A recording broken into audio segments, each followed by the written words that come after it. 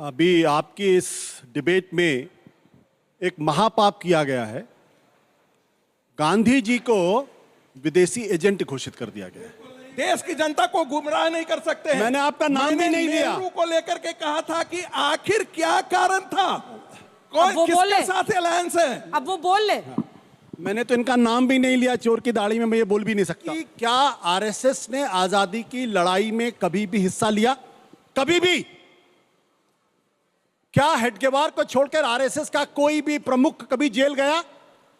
आप जरा इनसे सवाल पूछिए कि आप कांग्रेस को जिम्मेदार आजादी के लिए, पार्टीशन के लिए मानते हैं, तो क्या आप राजेंद्र प्रसाद को भी मानते हैं?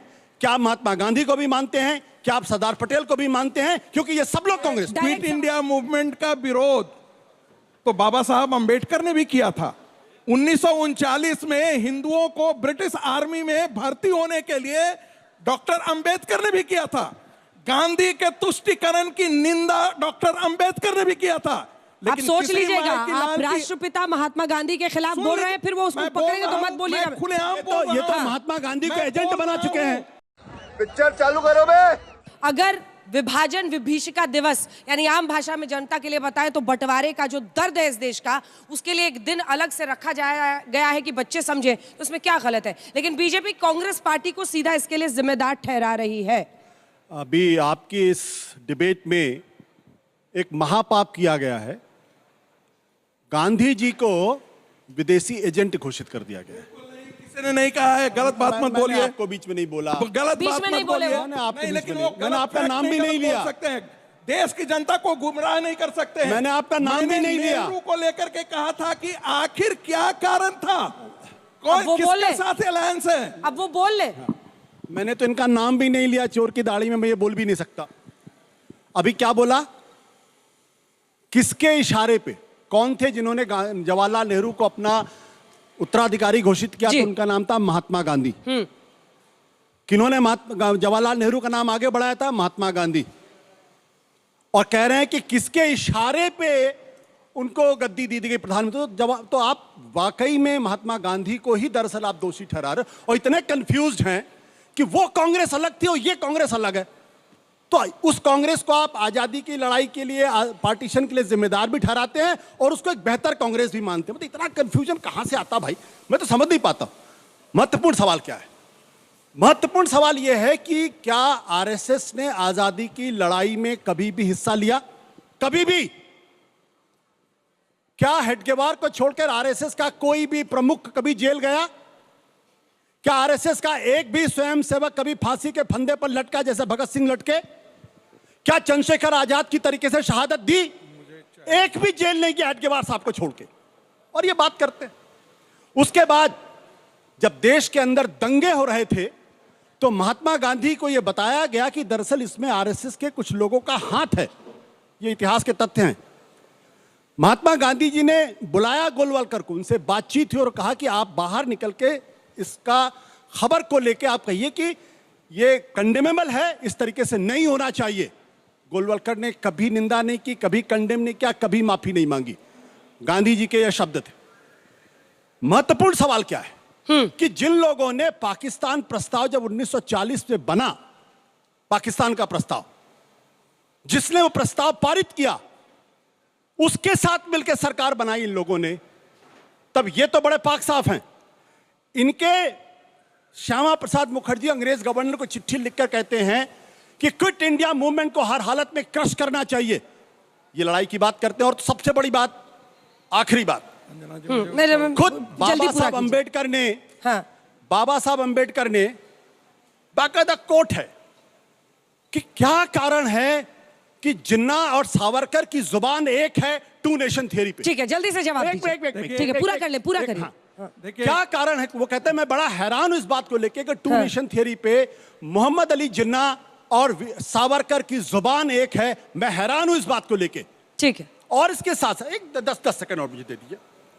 इसके साथ साथ आप जरा इनसे सवाल पूछिए कि आप कांग्रेस को जिम्मेदार आजादी के लिए, पार्टीशन के लिए मानते हैं, तो क्या आप राजेंद्र प्रसाद को भी मानते हैं?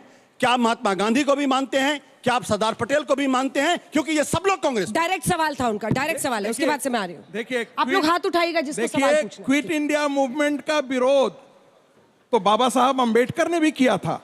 1939 में हिंदुओं को ब्रिटिश आर्मी में भर्ती होने के लिए डॉक्टर अंबेडकर ने भी किया था।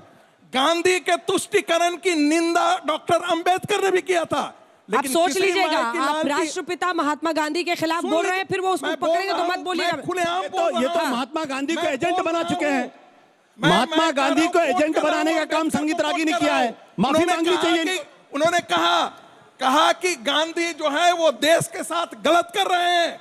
ये डॉक्टर अंबेडकर का लिखा हुआ है, आप पढ़िए तो सही। माय थॉट्स ऑन पाकिस्तान पढ़ के दीजिए। और इसलिए उन्होंने कहा, मैंने तो कहा कि 1886 और 1887 में जिन मुसलमानों को, जिसके बारे में कहते हैं टू नेशन थ्योरी, वो तो सर सैयद ने दिया था 1886 में मेरठ की सभा में। 1940 में किसने दिया था? में, अरे नहीं था। सावरकर ने उसको डिस्काउंट किया है अगले दिन की प्रेस ब्रीफिंग में। एक बात और, ठीक है, जल्दी पूरा कीजिए, जिसका मैं क्योंकि कह रहा हूं, 2025 में मैंने लौटना है मुझे। जानबूझ करके कहा था। हाँ। मैं जवाब दूंगा इनका। महात्मा गांधी, पंडित जवाहरलाल नेहरू की धारा अलग थी। नेहरू की धारा अलग थी। सरदार पटेल, डॉक्टर राजेंद्र प्रसाद, बाकी और सारे जो जेबी कृपलानी, उनकी धारा बिल्कुल अलग थी। ये अंजना जी हमारे घर में झांका करते थे रोज के रोज, अपना काम कुछ नहीं करते। दोनों के अंदर दो विभाजन था। और सरदार पटेल के मृत्यु के पश्चात उस जो राष्ट्रवादी सोच की धारा थी, उसको पंडित नेहरू ने लगभग छोटा सिर्फ 2 लाइन का जवाब, छोटा क्योंकि मुझे से सवाल बर्बाद लेने हैं करके बच्चों। छोड़ दिया। छोटा सा। एक अंतिम बात, राष्ट्रीय स्वयंसेवक संघ के कार्यकर्ताओं ने आजादी की आंदोलन में भाग लिया।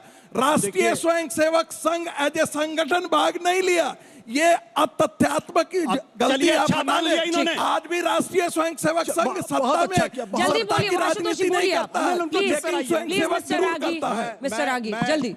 संगीत रागी जी की स्तुति गान करता हूं कि उन्होंने कम से कम ये तो मान लिया पब्लिकली कि आरएसएस का भारत की आजादी की लड़ाई में कोई रोल नहीं था। फिर वही गलत बात। अरे आप ही ने कहा भाई महाराज, अब मैं क्या बोलूं यार। मैंने कहा गलत बात है। अब मुझे बोलने दीजिए। 1930 की गलत बात नहीं। दूसरी बात, मैंने स्वयंसेवकों के बारे में बात की है। Ragi ji, if you go by logic, तो दरअसल ये सर सैयद अहमद का शिष्य बना रहे हैं विनायक सावरकर को। को मैं शिष्य ना, ना, बना रहा आपने हूं कहा क्योंकि टू नेशन थियरी के विभाजन जनक सर सैयद दस्तावेज अहमद पर थे। पंडित नेहरू ने सिग्नेचर किया था। अरे भाई, आप सावरकर ने मुझे नहीं बोलने किया दीजिए था। ना। रागी जी, मुझे सावरकर ने माइक नहीं हटाना किया था। पड़ेगा फिर। नहीं, वो गलत फैक्चुअली गलत बोल हाँ, ठीक है, रहे तो हाथ उठाइए ना, आपको टाइम दूंगे, ऐसे अब थोड़ी देखिए, बोलिएगा। इन्होंने समय खुद- बर्बाद हो रहा है ना, बच्चों को सवाल इन्होंने पूछना खुद ही है। कहा कि टू नेशन की थियरी सर सैयद अहमद ने दी, यही कहा ना इन्होंने।